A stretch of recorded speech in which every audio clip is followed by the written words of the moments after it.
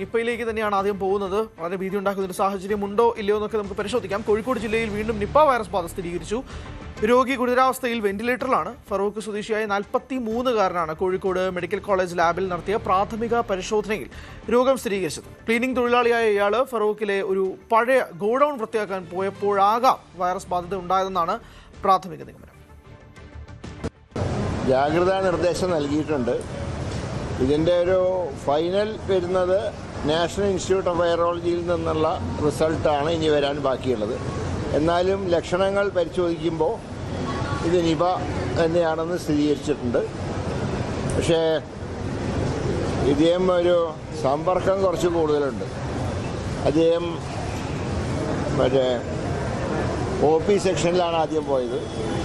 അതിനുശേഷം അദ്ദേഹത്തിന് MRI scanning നടത്തിയിട്ടുണ്ട്, എക്കോ ടെസ്റ്റ് നടത്തിയിട്ടുണ്ട്. അപ്പോൾ അതുകൊണ്ട് കുറച്ച് വിപുലമായിട്ടുള്ള സമ്പർക്കം ഉണ്ടായിട്ടുണ്ട്.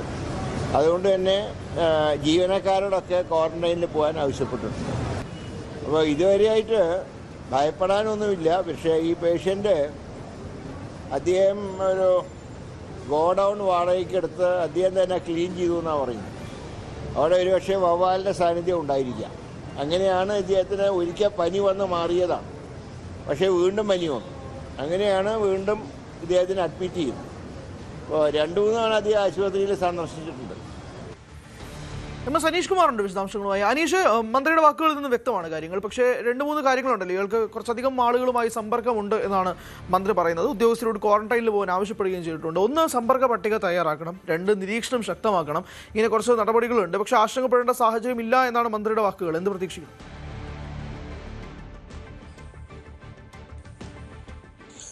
പതിവ് പോലെ തന്നെ ആശങ്ക വേണ്ട, ജാഗ്രത മതി എന്ന രീതിയിൽ തന്നെയാണ് കാര്യങ്ങൾ മുന്നോട്ട് പോകുന്നത്. അതുതന്നെയാണ് ഇത്തരമൊരു മഹാവ്യാധി പകർന്നു പിടിക്കാൻ ഉള്ള ഒരു വഴി ഒരുക്കാതിരിക്കാൻ കഴിയുന്ന ഒരു മാർഗവും. എന്തായാലും ഈ ഇദ്ദേഹത്തെ സംബന്ധിച്ചിടത്തോളം ആദ്യം ആശുപത്രിയിലേക്ക് പോകുമ്പോഴും ഇത്തരമൊരു രോഗത്തിൻ്റെ ഒരു ലക്ഷണങ്ങൾ പ്രകടമായിരുന്നില്ല, അല്ലെങ്കിൽ ഇത്തരം നിപ്പയാണ് എന്ന് കരുതേണ്ട യാതൊരു സാഹചര്യവുമില്ലായിരുന്നു. സാധാരണ രീതിയിലൊരു പനി എന്ന രീതിയിലൊക്കെയാണ് ആശുപത്രിയിൽ പോകുന്നത്. എന്തായാലും പനിക്ക് മരുന്നൊക്കെ വാങ്ങി വീട്ടിലേക്ക് പോകുന്നു.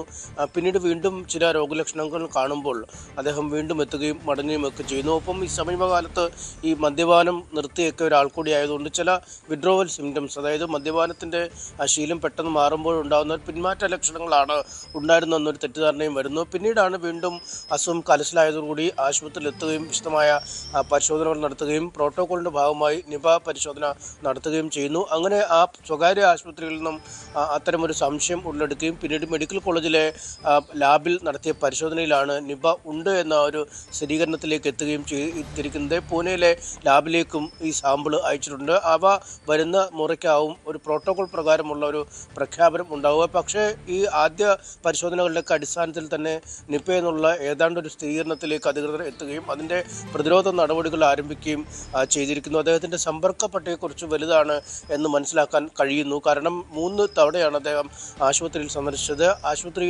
OPയിലെത്തുന്നു, പിന്നീട് CT സ്കാൻ എടുക്കാൻ പോകുന്നു, എക്കോ എടുക്കാൻ പോകുന്നു. അങ്ങനെ പല ഇടങ്ങളിലേക്ക് അദ്ദേഹം പോയി ഈ രോഗം ഉള്ളിൽ ഉണ്ടായിരുന്ന ശേഷം തന്നെ പോകുന്നൊരു സാഹചര്യം. അതുകൊണ്ട് ജീവനക്കാരെയൊക്കെ പൂർണ്ണമായും ക്വാറന്റൈനിലേക്ക് പോകാനുള്ള നിർദ്ദേശം ഇതിനകം തന്നെ ആരോഗ്യവകുപ്പ് നൽകിയിരിക്കുന്നു. ഒപ്പം ഇദ്ദേഹത്തിൻ്റെ കുടുംബാംഗങ്ങൾ മറ്റുള്ള ആളുകളുമായൊക്കെ ഇടപഴകി, കുട്ടികളൊക്കെ ഉണ്ട് എന്ന് അറിയാൻ കഴിയുന്നു. അവർ സ്കൂളിൽ പോകുന്ന പോലെയൊക്കെയുള്ള അത്തരം ഇടപെടലുകൾ കൂടി അവരുടെ ഭാഗത്തു നിന്നും ഉണ്ടായിട്ടുണ്ട് എന്നും അറിയാൻ കഴിയുന്നുണ്ട്. അങ്ങനെയെങ്കിൽ അവിടെയും ഈ കുടുംബാംഗങ്ങളെയും അവരുമായി അടുത്തിടപഴകുകയും ഒക്കെ ക്വാറന്റൈനിലേക്ക് മാറ്റേണ്ട ഒരു സാഹചര്യം. അങ്ങനെ സമ്പർക്ക പട്ടിക അത്യാവശ്യം വിപുലമായി തന്നെ തയ്യാറാക്കേണ്ട ഒരു നിലയിലേക്ക് കാര്യങ്ങൾ എത്തിയിട്ടുണ്ട്.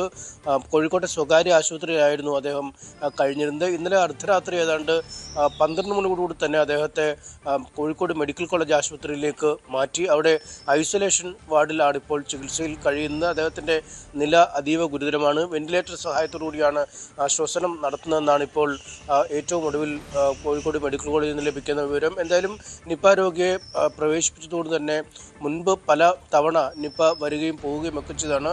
അതനുസരിച്ചുള്ള ഒരു പ്രോട്ടോക്കോളാണ് ഇപ്പോൾ മെഡിക്കൽ കോളേജിലുള്ളത്. ഈ പേവാർഡിൻ്റെ സമീപ പ്രദേശങ്ങളിലൊക്കെ കടുത്ത നിയന്ത്രണം ഏർപ്പെടുത്തിയിരിക്കുന്നു. ആ വഴിയിലൂടെ രോഗികൾക്കോ ഡോക്ടർമാർക്കോ കൂട്ടിരിപ്പുകാർക്കോ ഒന്നും പോകാനുള്ള ഒരു അനുമതി ഇപ്പോൾ ഇല്ല. ഒപ്പം ആ ഭാഗത്ത് വാഹന പാർക്കിംഗ് അടക്കമുള്ള നിയന്ത്രണങ്ങൾ ഈ പേവാർഡിനോട് ചേർന്നുള്ള ഐസൊലേഷൻ വാർഡിനോട് ചേർന്നുള്ള ഭാഗങ്ങൾ ഭാഗങ്ങളിലൊക്കെ കർശനമായ നിയന്ത്രണങ്ങൾ ഏർപ്പെടുത്തുകയും ചെയ്തിട്ടുണ്ട്. എന്തായാലും ശക്തമായ പ്രതിരോധ നടപടികളുമായാണ് ആരോഗ്യവകുപ്പ് മുന്നോട്ട് നീങ്ങുന്നത്. നേരത്തെ പലവട്ടം നിപ വന്നതിൻ്റെ ഒരു അനുഭവ പരിചയമുണ്ട്. കഴിഞ്ഞ തവണ വന്നപ്പോഴും വളരെ സമഗ്രമായ പ്രതിരോധ നടപടികളിലൂടെ അതധികം പരക്കാതെ അല്ലെങ്കിൽ കൂടുതൽ ആളുകളിലേക്ക് വ്യാപിക്കാതെയൊക്കെ തടയാൻ കഴിഞ്ഞിരുന്നു. എന്തായാലും ആ അനുഭവ പരിചയത്തിൽ കാര്യങ്ങൾ കുറച്ചുകൂടി കൃത്യമായി ചെയ്യാൻ കഴിയും, അല്ലെങ്കിൽ നിയന്ത്രണ വിധേയമായി തന്നെ കാര്യങ്ങൾ മുന്നോട്ട് കൊണ്ടുപോകാൻ കഴിയും എന്ന പ്രതീക്ഷയിലാണ് ആരോഗ്യ പ്രവർത്തകരും ആരോഗ്യ വകുപ്പും ഉള്ളത്. ഇല്ല അനീഷ്, അത് വ്യക്തമാണല്ലോ. നമ്മൾ അതിൽ നിന്ന് തന്നെ തുടങ്ങാം, അവസാനം പറഞ്ഞെടുത്ത് തന്നെ. കാരണം ഇതിനിടയ്ക്ക് ഒരു നിപ്പ വരുന്ന സാഹചര്യം ഉണ്ടായപ്പോൾ പോലും ഒരു ആശങ്ക ഉണ്ടായിരുന്നു സംസ്ഥാനത്ത്. ഇത് വീണ്ടും വ്യാപിക്കുമോ, വീണ്ടും കർശനമായ പ്രോട്ടോകോൾ നടപടികളുമായിട്ടൊക്കെ പോകുമോ എന്നുള്ള ആശങ്ക ഉണ്ടായിരുന്നു. പക്ഷേ വളരെ വളരെ വ്യക്തമായിട്ടും കർശനമായിട്ടും സംസ്ഥാന സർക്കാരും ആരോഗ്യവകുപ്പും അത് പരിപാലിക്കുകയും അത് പൂർണ്ണമായും തന്നെ ഇല്ലാതാക്കുന്ന സാഹചര്യം ഉണ്ടായി. അപ്പോഴാണ് വീണ്ടും വരുന്നത്. അപ്പോൾ ആ ഒരു അനുഭവ സമ്പത്തുണ്ട് എന്നുള്ളത് വ്യക്തമാണ്. പക്ഷേ എന്നാൽ പോലും അത്രയധികം ആശങ്കപ്പെടേണ്ട ഒരു സാഹചര്യം ഇല്ല എന്ന് വേണോ കണക്കാക്കുക? പ്രത്യേകിച്ച് ശിഖല്ല വയനാട്ടിൽ രണ്ടാം ഘട്ടത്തിലേക്ക് പോകുകയാണെന്നുള്ള സാഹചര്യമുണ്ട്. അതിൻ്റെ കൂട്ടത്തിലാണ് നിപ്പ വരുന്നത്. അപ്പോൾ ജനങ്ങളുടെ ഭാഗത്തു നിന്നും, സാധാരണപ്പെട്ട ജനങ്ങളുടെ ഭാഗത്തു നിന്നും അവർ വീണ്ടും ആശങ്ക ഉണ്ടാകുന്നൊരു സാഹചര്യം കഴിഞ്ഞ ദിവസം തന്നെ ഉണ്ടായിട്ടുണ്ട്. മന്ത്രിയുടെ വാക്കുകളിൽ നിന്ന് ആശങ്ക ഉണ്ടാവേണ്ട എന്ന് പറഞ്ഞാൽ പോലും ഈ ഒരു അനുഭവ സമ്പത്ത് അത് എടുത്തു പറയേണ്ടതാണ്.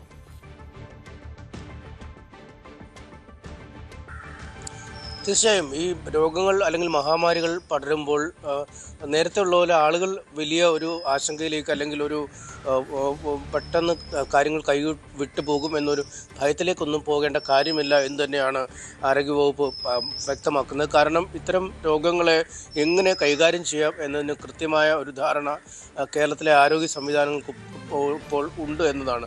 നമുക്കറിയാം, കോവിഡ് മഹാമാരി പോലും ലോകത്തൊന്നാകെ പടർന്നു പിടിക്കുമ്പോഴും അതിനെ എങ്ങനെ സമർത്ഥമായി കൈകാര്യം ചെയ്യാമെന്ന് തെളിയിച്ച ഒരു ആരോഗ്യ പ്രവർത്തകരാണ് കേരളത്തിലുള്ളത്. ഇനിയിപ്പോൾ തന്നെ ആദ്യഘട്ടത്തിലെത്തുന്നു, കാര്യങ്ങൾ കൈവിട്ടു പോകുന്ന ഒരു അവസ്ഥയിലേക്ക് എത്തുന്നു.